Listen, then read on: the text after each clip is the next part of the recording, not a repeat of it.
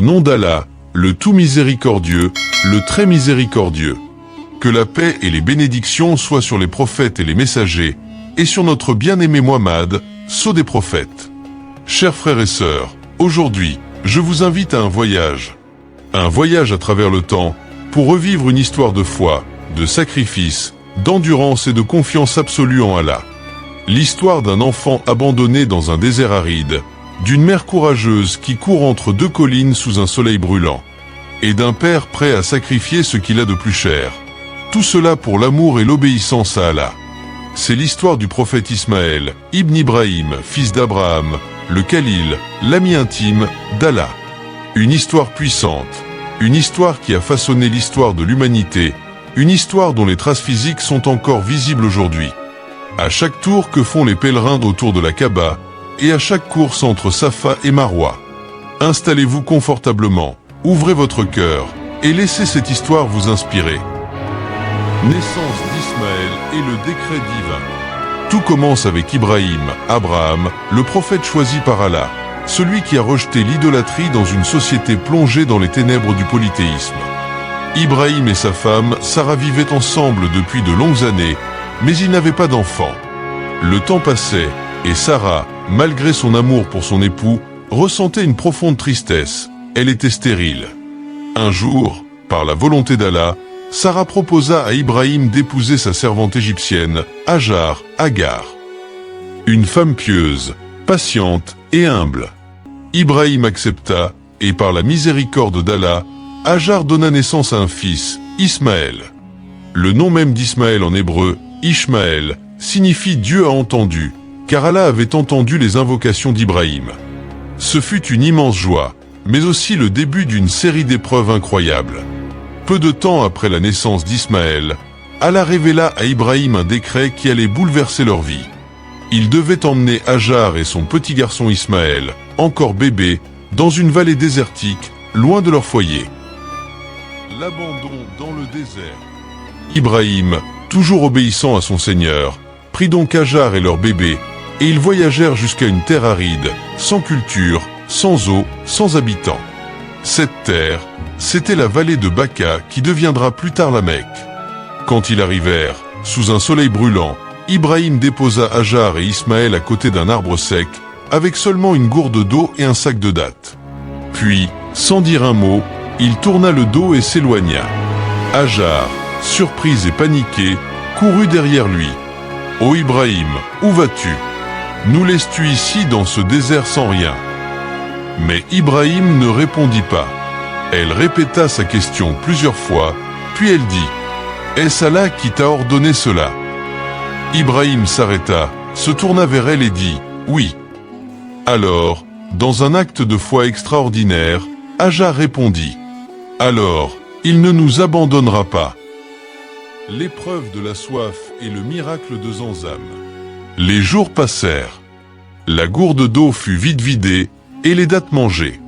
Ismaël, encore bébé, pleurait de soif, tandis que Agar, le cœur brisé, regardait son enfant s'affaiblir.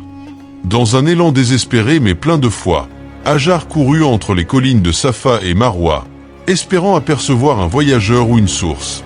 Elle fit ce trajet 7 fois, montant et descendant, sous un soleil de plomb, ses pieds saignants, son cœur suppliant. Et c'est à ce moment, à l'endroit où Ismaël frappait le sol avec son petit talon, selon d'autres récits, où l'ange Jibril, Gabriel, frappa le sol, que l'eau jaillit. Le puits de Zamzam venait de naître. Une eau pure, bénie, qui coule encore aujourd'hui et qui a désaltéré des milliards de croyants à travers les siècles. C'était un miracle. Et c'est ainsi que la vallée désertique de la Mecque devint peu à peu un lieu de passage pour les caravanes. Des tribus arabes, comme les Jurhom, s'installèrent auprès de Agar et Ismaël avec son accord. Le retour d'Ibrahim et la première visite. Les années passèrent. Ismaël grandit parmi les Arabes de la tribu de Jurhom, apprenant leur langue et adoptant leurs coutumes. Il devint fort, courageux, un jeune homme droit, respecté pour sa noblesse et sa générosité. Quant à son père, Ibrahim alayhi salam, il vivait toujours en terre de Canaan. Mais son cœur ne cessa jamais de penser à son fils, le fruit de ses prières, et à sa femme Agar, qu'il avait laissée dans le désert. Et un jour, Allah lui permit de retourner les voir. Ibrahim voyagea sur une longue distance et arriva enfin à la Mecque. Mais à son arrivée, il ne trouva pas Ismaël. Son fils était sorti pour chasser. À la place, il trouva une femme dans la maison. C'était la première épouse d'Ismaël. Ibrahim, fatigué mais serein, s'approcha et lui demanda : « Ô femme, comment est votre vie ici ? Comment sont vos conditions ?» La femme répondit d'un ton amer : « Nous vivons dans la pauvreté, dans la misère. Rien ne va bien pour nous. » Elle se plaignit longuement, sans gratitude, sans mentionner aucun bienfait. Alors, Ibrahim, le sage, lui dit : « Quand ton mari reviendra, transmets-lui mes salutations et dis-lui de changer le seuil de sa porte. » Il repartit sans en dire plus. Lorsqu'Ismaël revint et sentit qu'un homme était passé, il interrogea sa femme : « Quelqu'un n'est-il venu ici aujourd'hui ?» Elle répondit : « Oui, un vieil homme est venu, il m'a posé des questions, et je lui ai raconté nos difficultés. Puis il est reparti, mais il m'a dit de te dire de changer le seuil de ta porte. » Ismaël comprit aussitôt. Il dit : « C'était mon père, et il m'a conseillé de me séparer de toi. » Ainsi, Ismaël divorça de cette femme, suivant le conseil prophétique de son père. La deuxième visite et la deuxième femme. Quelque temps plus tard, Ibrahim revint une deuxième fois à la Mecque. De nouveau, il ne trouva pas son fils. Mais cette fois-ci, une autre femme ouvrit la porte. C'était la nouvelle épouse d'Ismaël. Ibrahim posa la même question. « Comment est votre vie ici ? Comment sont vos conditions ?» Et cette femme pieuse, reconnaissante, répondit avec un grand sourire : « Nous vivons dans le bien. Nous avons de la nourriture, de l'eau, et tout va bien, par la grâce d'Allah. » Ibrahim, heureux de cette réponse pleine de foi, dit alors : « Quand ton mari reviendra, transmets-lui mes salutations et dis-lui de garder le seuil de sa porte. » Quand Ismaël rentra, il interrogea sa femme. Elle raconta l'échange et transmit le message. Ismaël sourit et dit : « C'était mon père, et il m'a ordonné de te garder, car tu es une bonne épouse. » Cette histoire est une leçon profonde sur le rôle de la gratitude, de la patience et de la piété dans la vie conjugale. Ibrahim, par sagesse, avait conseillé à son fils de bâtir son foyer sur la foi et la reconnaissance, et non sur les plaintes et la négativité. Le rêve du sacrifice, l'épreuve suprême. Mais ce n'était pas la fin des épreuves pour cette famille bénie. Un jour, Ibrahim reçut dans son sommeil un rêve puissant. Il se voyait en train de sacrifier son fils Ismaël. En tant que prophète, Ibrahim savait que les rêves des prophètes sont des ordres divins, non des illusions. Et ce rêve se répéta, encore et encore. Alors, dans un moment d'obéissance absolue, il décida d'accomplir le décret de son Seigneur. Il se rendit auprès de son fils, devenu désormais un jeune homme fort et lucide, et lui dit : « Ô mon fils, je me vois en songe en train de t'immoler. Vois donc ce que tu en penses. » Sourate As-Safa, verset 102. Et Ismaël, dans un acte de soumission qui dépasse l'entendement, répondit : « Ô mon père, fais ce qui t'est commandé. Tu me trouveras, s'il plaît à Allah, parmi les endurants. » Imaginez cette scène, chers auditeurs. Un père prêt à égorger son propre fils. Un fils prêt à donner sa vie pour obéir à Allah. C'est ici que réside le sommet du sacrifice, le sommet de la foi. Lorsqu'Ibrahim allongea son fils et s'apprêta à le sacrifier, le couteau ne trancha pas. Allah, dans sa miséricorde, remplaça Ismaël par un bélier immense, venu du paradis. Et Allah dit : « Tu as certes réalisé la vision. » Sourate As-Safa, verset 105. Cet acte est commémoré chaque année par des millions de musulmans lors de l'Eid al-Adha, la fête du sacrifice. La construction de l'Aqaba, l'héritage éternel. Après l'épreuve du sacrifice, Ibrahim continua à rendre visite à son fils Ismaël à la Mecque, sur l'ordre d'Allah. Et c'est lors d'un de ces voyages qu'Allah leur donna une mission sacrée, construire la maison d'Allah sur terre, l'Aqaba.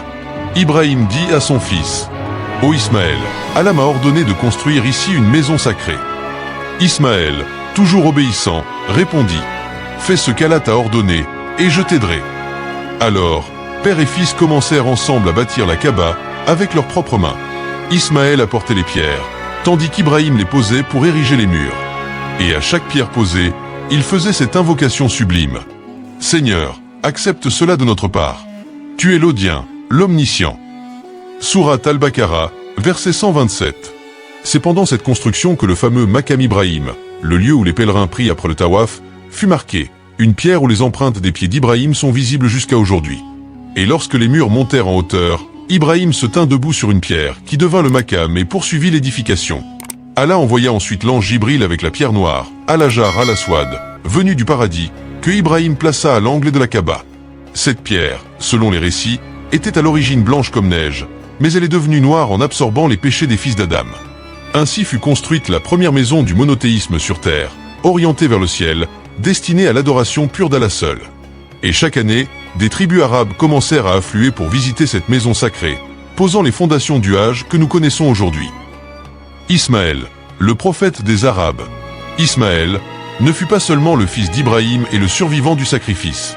Allah le choisit également comme prophète et messager parmi les tribus arabes installées autour de la Mecque. Il enseigna à ces tribus le message du Tawhid, l'adoration d'Allah unique, sans associé. Il leur transmit les lois de pureté, les règles de moralité, et leur montra le chemin du bien. Ismaël était connu pour 3 grandes qualités que le Coran met en avant. Sincérité dans ses promesses. Piété. Respect envers ses parents. Allah dit à son sujet, et mentionne Ismaël dans le livre. Il était fidèle à ses promesses. Il était messager et prophète. Il ordonnait à sa famille la prière et la zakat, et il était agréé auprès de son Seigneur. Sourate Maryam, versets 54 et 55. Il se maria parmi les jurhommes, et eut de nombreux enfants. Sa descendance grandit, se multiplia, et peupla la péninsule arabique. Et parmi cette noble lignée naquit, des siècles plus tard, Muhammad ibn Abdallah, paix salut sur lui, le dernier des prophètes. C'est ainsi que le lien sacré entre Ibrahim, Ismaël et Muhammad, paix salut, lui fut scellé pour l'éternité. La fin de vie d'Ismaël et son héritage. Selon les traditions, Ismaël vécut de longues années à la Mecque. Il continua à enseigner, à guider et à protéger la Kaaba contre les influences païennes qui commençaient à apparaître parmi les Arabes. Il mourut à un âge avancé et fut enterré près de la Kaaba, aux côtés de sa mère Hajar, dans un lieu aujourd'hui appelé le Hir Ismaïl, l'espace semi-circulaire accolé à la Kaaba. Son héritage, lui, ne mourut jamais. Chaque musulman qui accomplit le Hajj, chaque pèlerin qui boit de l'eau de Zamzam, chaque croyant qui sacrifie une bête lors de l'Aïd, revient, consciemment ou non, à l'histoire d'Ismaël, à son obéissance, à son sacrifice et à sa foi. Aux chers frères et sœurs, que nous enseigne l'histoire d'Ismaël alayhi salam. Elle nous apprend que la foi véritable demande de la patience. Elle nous rappelle que les plus grandes bénédictions naissent souvent des épreuves les plus douloureuses. Elle nous invite à obéir à Allah avec confiance, même quand tout semble perdu. Et elle nous lie, nous tous, à une tradition millénaire d'adoration et de soumission à notre Créateur. Alors, chaque fois que vous regardez la Kaaba, chaque fois que vous entendez le nom de Zamzam, souvenez-vous de cette femme courageuse, Hajar, de ce jeune homme pieux, Ismaël, et de ce père dévoué, Ibrahim. Et si cette histoire a touché votre cœur, chers auditeurs, si elle vous a inspiré, je vous invite maintenant à liker cette vidéo, à vous abonner à cette chaîne pour découvrir d'autres récits fascinants des prophètes, et à partager cette histoire avec vos proches, pour que le message se propage et que chacun s'en inspire. Abonnez-vous, aimez, partagez, et que la paix d'Allah soit sur vous tous. À très bientôt pour une nouvelle histoire.